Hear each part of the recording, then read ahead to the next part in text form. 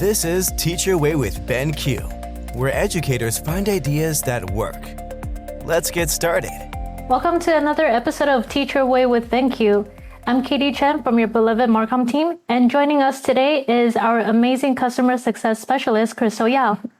Hi, Katy. Thanks for having me today. Yay, awesome. I'm excited to be here. Our goal today is to share the brilliant tools that you already have that befit a neurodiverse classroom. For this episode, you might want to get in front of your board and follow along, or take mental notes and come back later. Before we dive into today's episode, I just want to say a quick thank you to Crystal. I'm so glad you brought up this topic because even though I love the ideas of inclusivity and accessibility, I'm still so foreign to the concepts and the needs of neurodivergence in classroom environments. So, Crystal, drawing from your experience in the teaching field, can you explain why inclusive design is so important and how have they affected teaching and learning? That's a really great question, Katy. I'm really glad you brought that up. So through my years of teaching, I've really noticed that, all teachers know this, not all of our students think the same.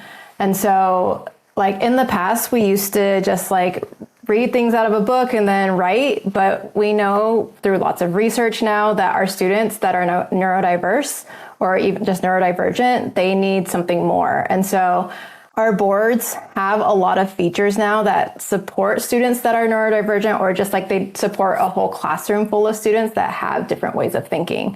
And so I'm really excited to show you some of those features today that can help some of those students and really all of our students. That sounds great. Let's get started. All right. So the first thing I really wanted to go over was, nowadays our students, a lot of them really struggle to focus. We're kind of living in the world of TikTok right now. And so those attention spans are getting smaller and smaller. So starting with some ways to just kind of keep your kids focused is using the remote can be really helpful. So if I have something open, let's say in Google Chrome, and I want my kids to focus on one thing, I can use the laser pointer on the remote, which is on the top right, and I can point at things. And of course, you can also use the laser pointer as an air mouse, which is really helpful. But one of my favorite features is changing the mode on the remote and using it as a spotlight. So now I can make sure my kids are focused on this one little cat instead of the whole page. And so that's one way to keep your kids focused there. All right, so beyond the remote, we also have the option to keep our kids focused using timers. So a lot of times when I used to teach, I would use the timer to help kids keep track of their time so they knew when to finish or how much time they had left. But our timer doesn't necessarily have a visual aspect to it, but we partner with Ginzy teaching tools. So this app is available in the BenQ App Store, and it has a visual timer that teachers can actually use in their classrooms. So when you open up Ginzy, it has a lot of different options at the bottom, but one of them is this icon right here. This is a lot of tools. So you've got a lot of categories here. I'm going to just focus on the classroom management ones first. But this one right here, this timer, is actually a visual timer. So this is really easy for you to expand and make larger or smaller if you need to. And then your students can see that timer tick down really easily. There's also an option to use the hourglass. So the hourglass is another way for your students to visualize how much time they have left. The sand will tick down as the time drops. Within Ginzy, there is an option to actually utilize ruled papers. It'll help them organize things visually, but we also have that within EasyWrite. So in EasyWrite, if you use this tool a lot, you of course have the options in the backgrounds to use the ruled paper. And then you can also use graph paper as well. You can even, for your students that have some visual sensitivities, you can adjust the background color if you need. So let's say that I want to use a really soft yellow. I can adjust this and make that a yellow if needed. But really just do what's best for your students, whatever they need to succeed. I really like the Ginzy app with the timer just because when you're counting down the time with the actual dial, it's really great for students to visualize how a clock moves. And now you can also tell them which way is clockwise, counterclockwise, instead of just a digital timer. Yeah, that's a really good way to think about it. Yeah, So one thing I actually forgot to mention on the remote is we have students that have a lot of sensory, like sometimes they can get sensory overload. And like if you have a video playing on, let's say, YouTube, and you're noticing that one of your students or maybe several of your students are kind of just experiencing a lot. So what you could do, let's say you have this video playing, is on your remote, you can blank out the screen just by tapping blank at the bottom right. And so that will turn off the screen and it will turn off the sound. Now, if I hit that again on the remote, it'll bring it back up. So if your students just need a break from the display, just tap on blank and it'll turn off the sound and the display. Now, it won't turn off your board, it'll just blank it out. Now, one thing I also want to mention is if you want to blank out your board, but you want to keep the sound going, so maybe the visual aspect is overstimulating your students, but you still want them to hear the sound, you can actually keep that on when you blank out the board. So if you tap on connections or your connections menu, then go to display, and then you scroll down to advanced settings, and then right here where it says remote control blank button, you have the option to just have the blank screen or the blank button blank the screen and not turn off the sound. So if I tap on that, then I go back to YouTube and I play this, you can hear the sound, but if I blank it, the sound will continue to play. So just different options based on what your students might need.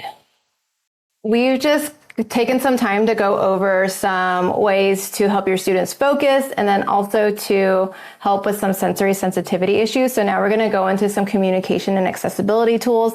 We know that like all of our students, they learn and process and engage differently. We have students that come in and they're not comfortable with social interaction. And so like having them come up to the board is difficult for them. But we also have students that whenever they just try to learn from their seats and they look at the board, sometimes it's really hard for them to process those things. So let's talk about some tools that you can use to help those students. So let's start in EasyWrite.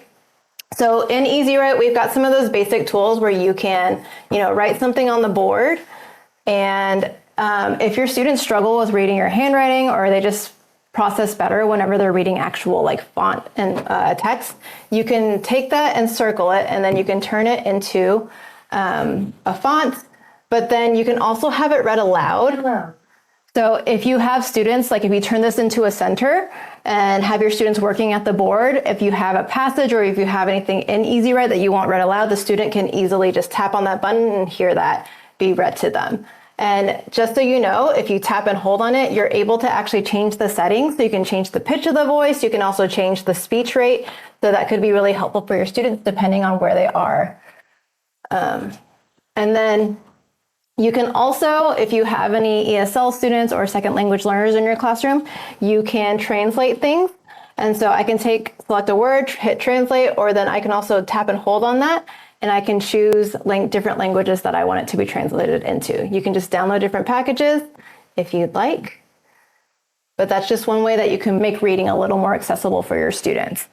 Okay, so another way that you can make things accessible for your students is by using your dot cam and using our OCR or optical character recognition feature within EasyWrite. So right now I have a dot cam that's plugged into the board, and I'm actually going to pull in the feed for the dot cam right here. So I'm going to use my import tool here, and then I'm going to go ahead and tap on webcam, which is going to pull that in. And so we're going to use part of our podcast notes for this. I'm going to tap on this little icon right here, which is going to take a picture and bring it into EasyWrite.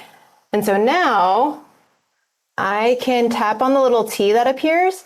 And so it's going to pull all of my text that was in that image. And now I can manipulate this. My students can easily listen to that text read aloud. They can also translate it if we need to. So if I want that in Spanish, I can have that there. I can even manipulate what I want the font to be. If it's easier for my students to read this, I can. It's going to really make things accessible for your students much more easily. And you don't have to have things digitally in order for you to do this. You can easily just pull in things using a dot cam. Yeah. Thank you. That's a really cool feature.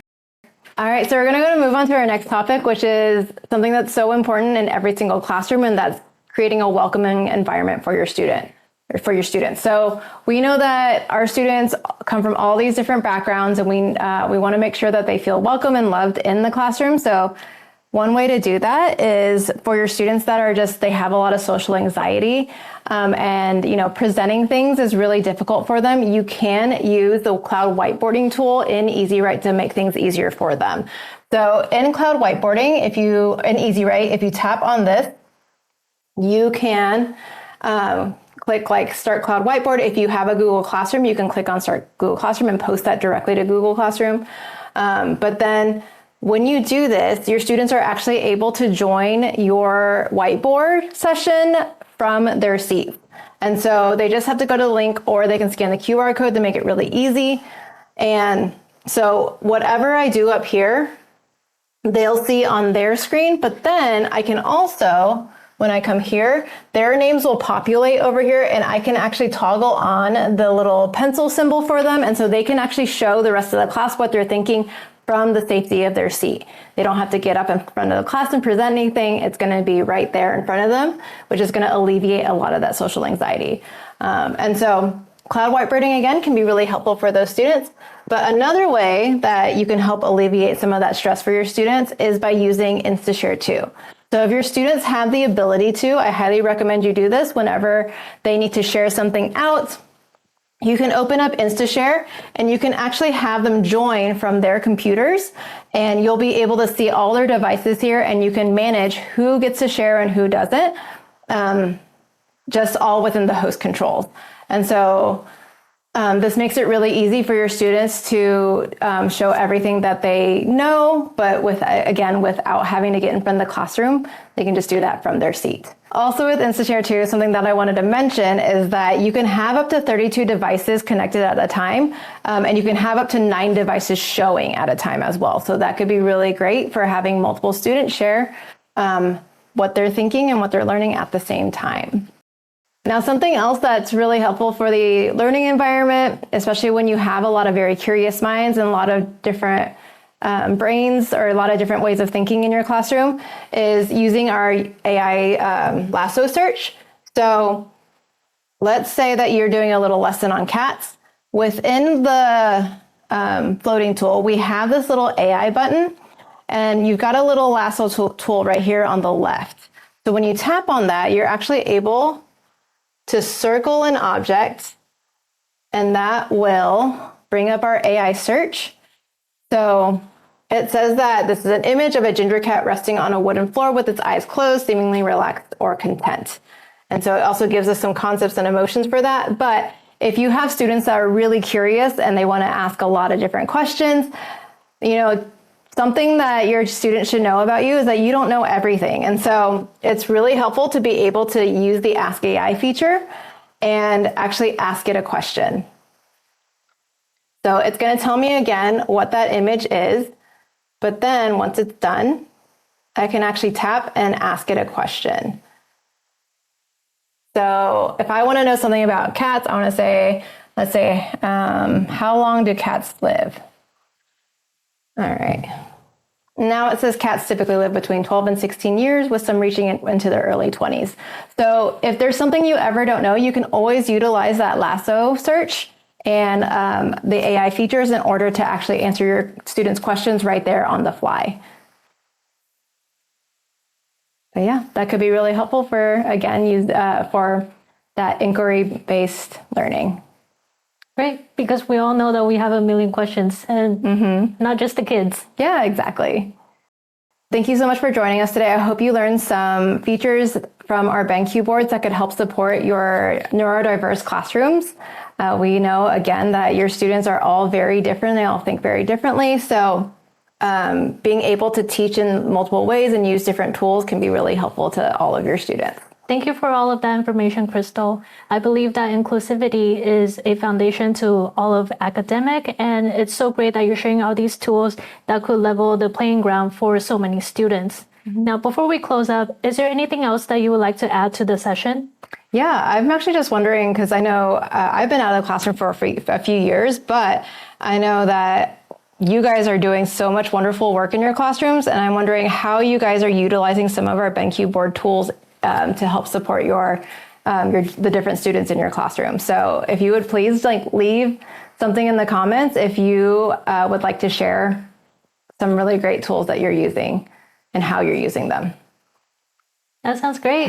If you have any more questions or if you'd like to further the discussion, feel free to contact us through our BenQ resource or even connect with our customer success team. To conclude, I want to say my last thank you to Crystal for joining us today and sharing all these tips and tools on how you can use these for your classrooms. And as always, thank you for being a part of our community, supporting us. Don't forget to like, share, and subscribe to our channel. And you can always find us on our Instagram, YouTube, and LinkedIn pages. We look forward to seeing you in our next episode of Teach Your Way with BenQ with the latest tips and tricks for your boards.